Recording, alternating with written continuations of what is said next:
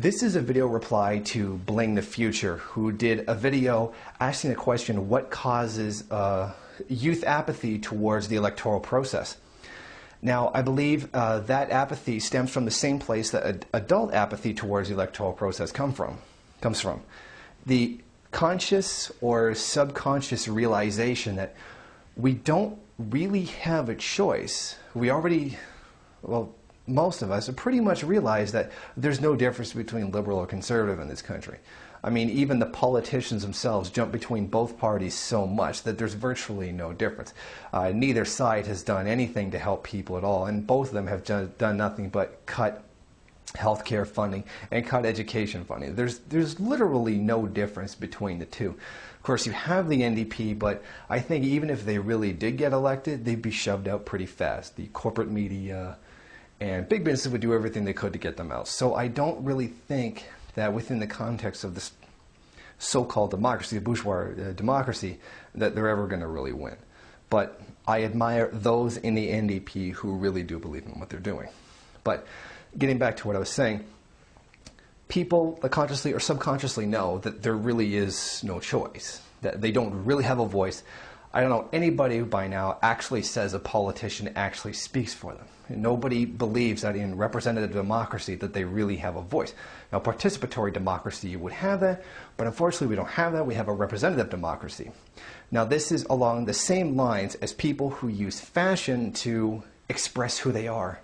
When they buy this shirt that came from an edgy, place like Hot Topics or something like that. And I'm not saying that I haven't never bought something from Hot Topics. They say how this describes them. They're expressing themselves and as an individual, and I always tend to think that that's a very, very weak statement to make. That you've bought a product designed by something else, made by children in the third world, that's mass-produced, that a whole ton of other people bought, which inherently, in a way, says absolutely nothing. But aside from that, I think this is very prevalent. This idea of using your appearance to state who you are is very fraudulent. Your opinion, your political beliefs, your religious, spiritual, personal, your hopes, your goals, your dreams, who you are as a human being, cannot be expressed in your haircut. It cannot be expressed on what you accessorize with, because doing this, expressing yourself through style, is a lot like apathy towards, or specifically the electoral system. It's like Slavoj Žižek said, it's the closed door button on an elevator. Pretty much all elevators, this button does not do anything.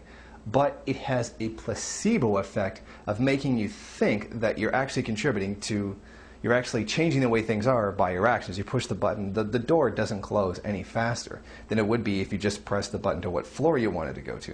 But it has a placebo effect of making you think you did. And so long as you have that placebo effect, you're less likely to actually do anything that might really affect things. Now, this voter apathy is also a very dangerous thing.